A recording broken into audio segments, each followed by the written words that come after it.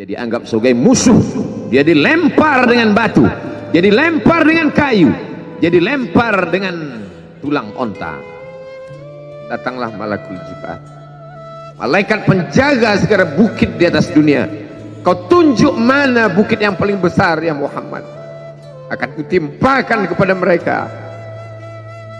Hati yang luka biasanya akan marah, akan kecewa, tapi itu tidak terjadi pada Nabi Muhammad sallallahu alaihi wasallam.